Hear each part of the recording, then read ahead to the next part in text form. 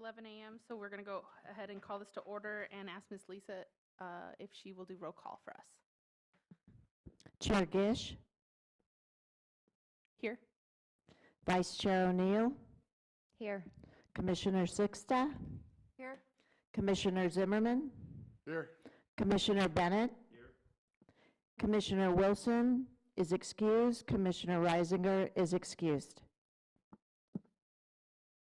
We have a quorum. Thank you. Deborah, do you want to lead us in the Pledge of Allegiance?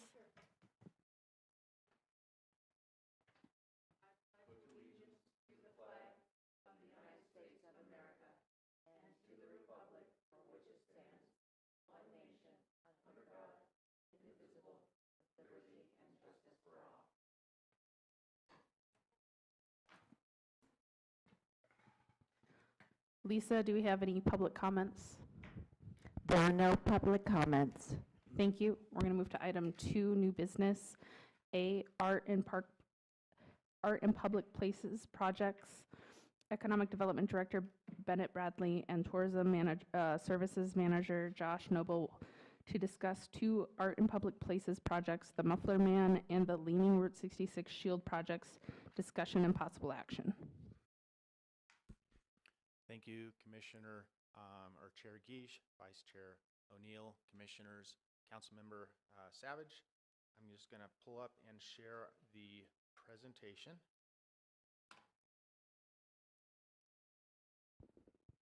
IT, can you please turn on the camera? Is there a remote that we have to use?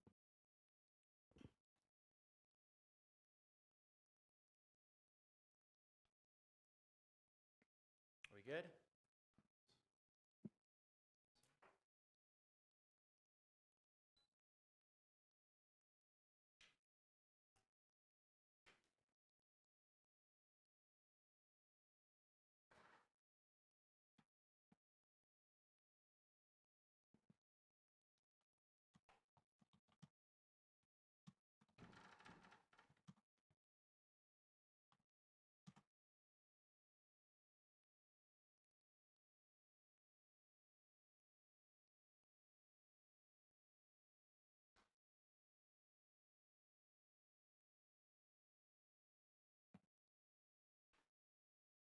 Okay, so what I'm going to share with you today are some art and public places projects. This is in the same sort of mindset that we were working on when we added in our drive-through shield, our monument sign, the Chuck Walla, different things that people can interact with, engage with, get pictures with in our community.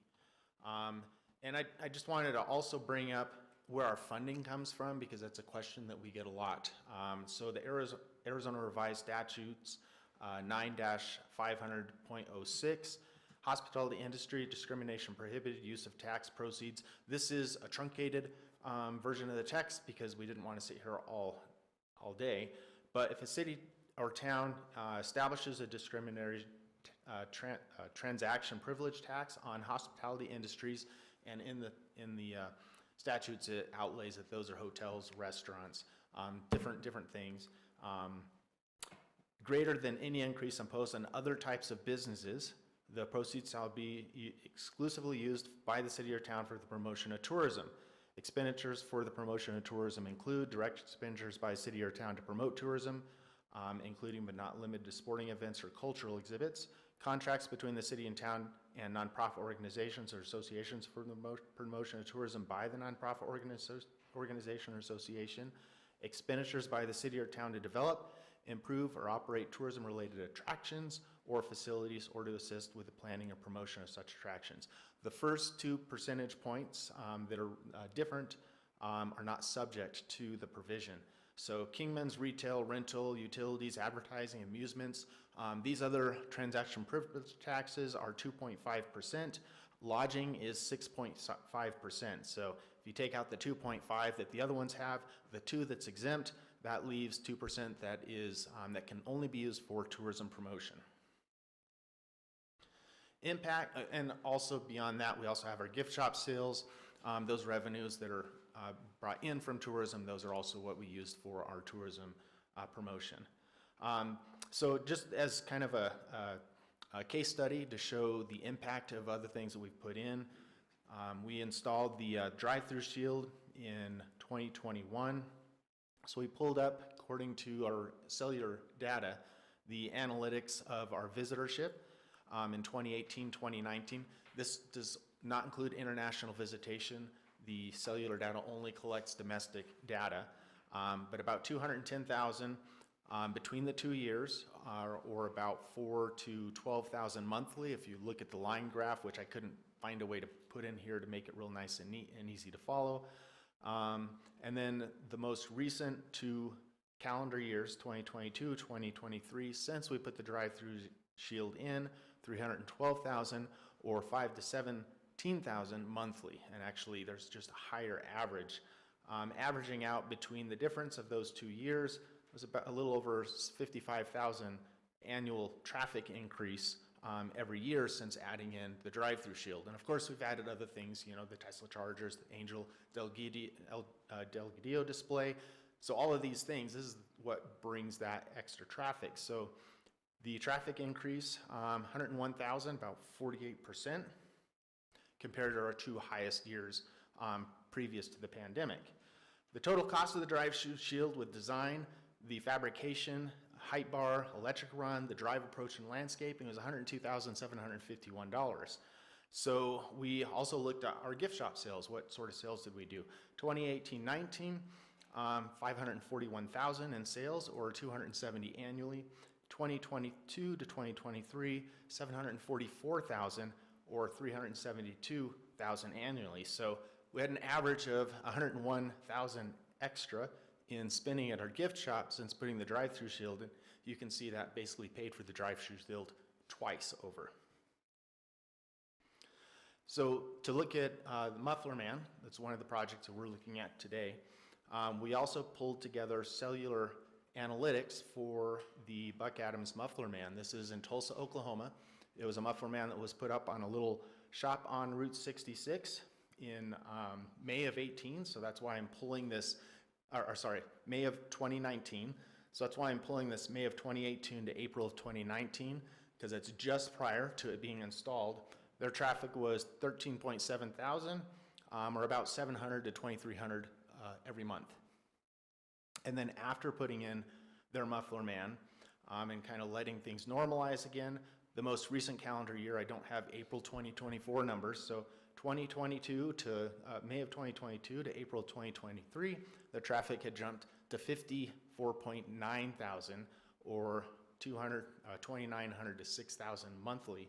It's a 300% increase since before they put in the Muffler Man. The 2023-2024 year is tracking similarly. In another month or so, I could actually pull up the full May of 2023 to April 2024 and see what that looks like, but it should be pretty much on the same level. So the proposals that we have are to bring in projects that will fit Kingman's branding as a Route 66 community, enhance our community pride, increase engagement by the traveling public, and develop Route 66 offerings to enhance the centennial. The first one is the Leaning Shield, and I'm going to actually step back and let our tourism admin, Katie Barthlow, take over because she is the one that has been working on this project.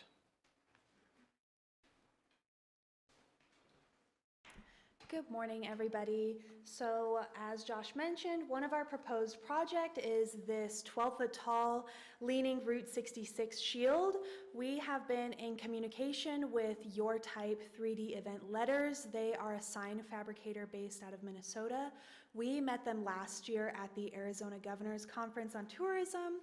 So we've been in correspondence with them on our preparation plans for the Route 66 Centennial. There are 6 of these leaning Route 66 shields in Illinois as part of a 6 on 66 project. As far as we are aware, there are none in Arizona, so this being erected in Kingman would be the first and only in the state of Arizona, making it an additional landmark and emphasizing our branding as Kingman being the heart of historic Route 66. So if you reference the graphic of the drive-through shield. We would customize ours just a little bit to have, it would say Kingman instead of Illinois, of course. It would have white and yellow text as well as a white border on a black panel rather than black on white. And we are looking to have this placed at Lewis Kingman Park.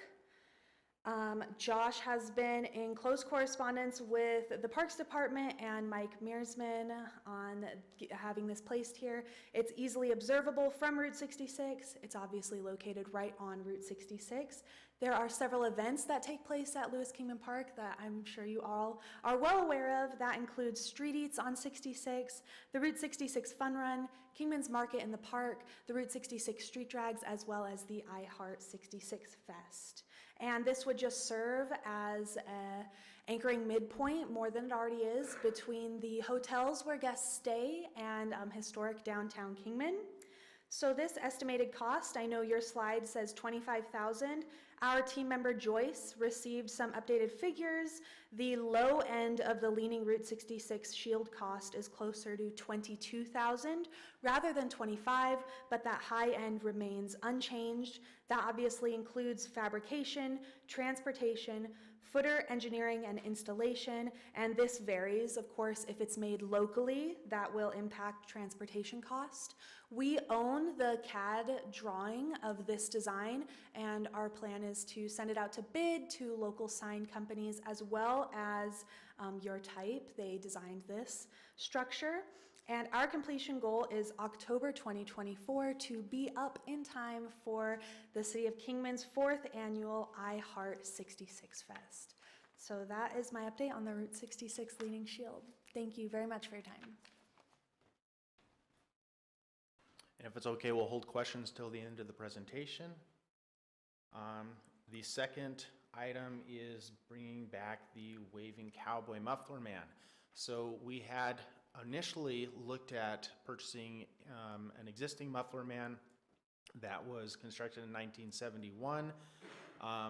That muffler man's already sold. A different party had purchased it. It's probably better anyways. It was sight unseen. There's really no way for us to really get a good handle of what it would take to renovate that muffler man without going to Texas and viewing it.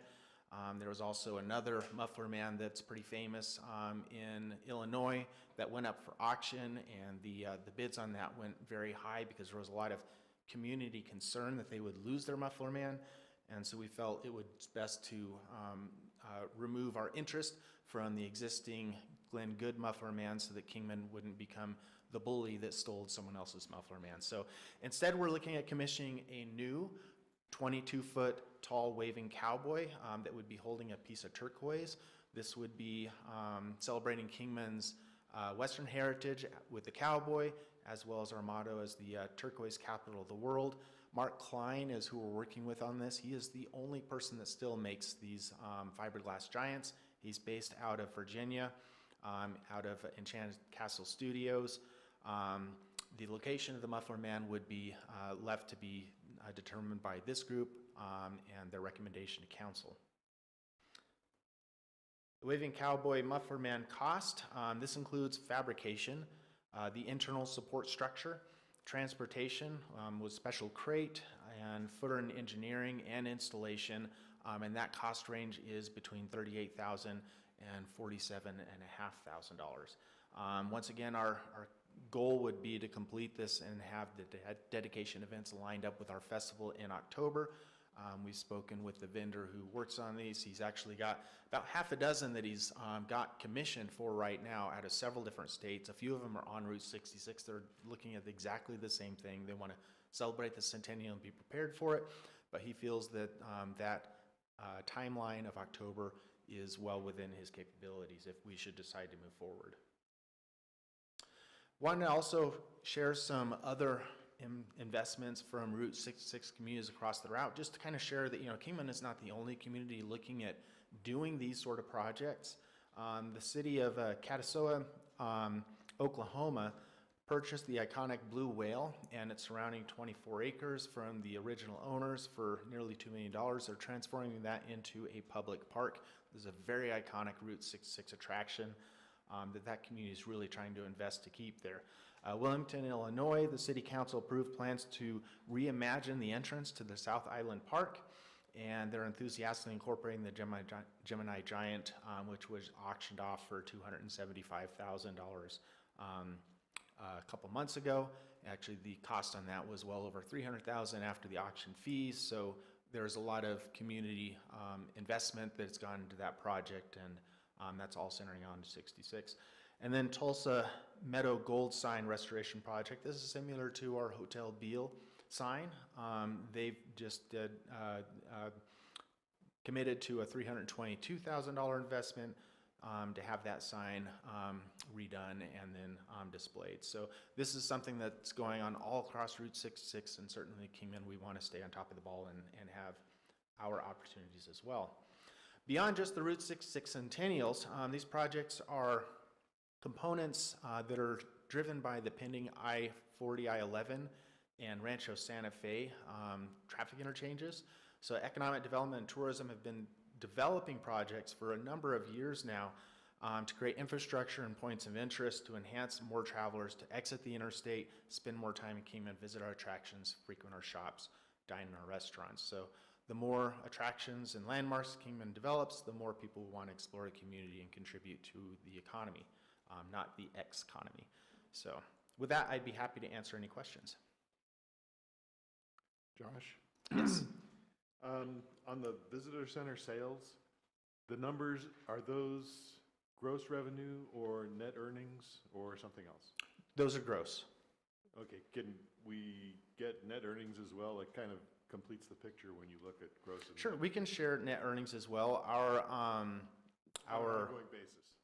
Our margin is about 60% profit. I don't have those figures with me now, but and we can always bring that back at a future meeting. I think we're looking for whether this group wants to support this so that we can move forward on the projects. But yes, those revenues are gross revenues. Mhm.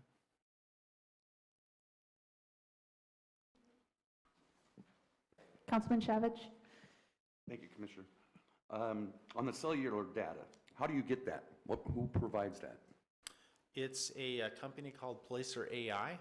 We've contracted with them for the last 3 years to collect cellular data. They're the largest provider of this sort of data for communities with economic development departments and tourism. They largely focus on helping find out what sort of leakage you might have in the community. In other words, what sort of people are coming through, what locations they frequent when they shop, and what we might be able to attract to come to the community because those people are shopping elsewhere.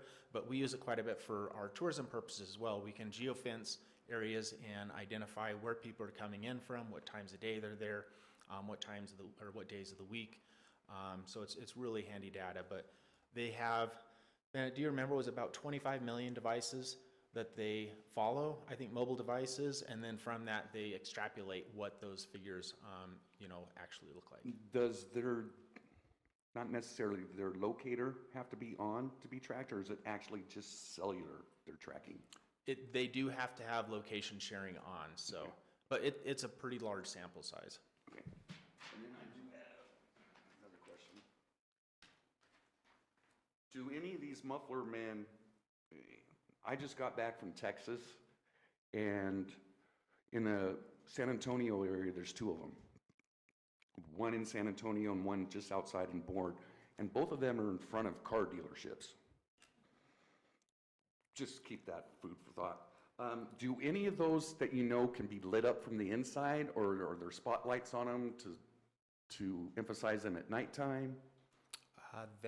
As far as lighting up from the inside, they're completely opaque. That's not something you can do because of the structure of how they're constructed with the fiberglass and resins. But as far as lighting on, I'm sure there are some that have them lit up, and that's something that we could certainly look at. It's not in this proposal, but that can always be an add-on at a later time. Okay, thanks, Josh. It's a great idea. Do we have other questions from the commission? So to summarize, like Josh, I think your presentation was very thorough. So you already have the monies in place. You're hoping to spend them with this fiscal year, beginning of next fiscal year, in order to get these in by by October of this year. Correct. So we have funding that's not been used yet this fiscal year. And if we were to put the half down to get these projects started out of this fiscal year, we would use the remaining from next fiscal year. We don't have enough in either fiscal year to complete both projects. So if this Okay. isn't something that we launch in the next couple months, then we'd only be able to do one next fiscal year without council making a contingency adjustment. Okay. So I think what we're looking for from the commission would be like a motion to support this or not.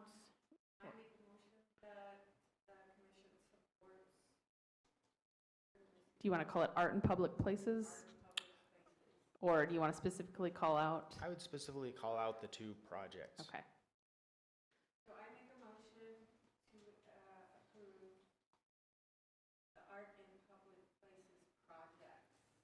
Specifically the Leaning Route 66. Very nicely motioned. Can I get a second on that? Thank you, Mr. Bennett. And all those in favor? Aye. Anyone opposed? Okay, it sounds like that's going to carry. Thank you, Josh. Item 3 is announcements by commission members. I'm going to start on the left-hand side and work my way through. Nothing? Brian? Okay, don't forget about, yeah, I'm on it, Josh. Fun Run is this weekend. It's in Seligman on Friday, here in Kingman on Saturday, and Sunday it is in Topak. Yeah, I was going to say Tonopah, and I knew that was wrong. And then the Historic Electric Vehicle Foundation is having a shindig out the powerhouse, which we hope to continue to build that partnership. And Street Drags is in 2 weeks after that. So, and that'll be from at Kingman Lewis Park down towards in front of the police station. If you're driving on Route 66 in Kingman, you can't miss it because you're going to have to detour around it. That's on Sunday, isn't it? That is Friday, Saturday, and Sunday, the 17th, 18th, and 19th of May. Oh, yes, okay. I'm sorry, when was the date on the? It's Saturday after the fun run because we have an EV chapter that comes in and they're doing an award ceremony in the museum at 5 o'clock on the 4th. Sean, did you have anything? Okay. Then we are adjourned. Whoop, whoop.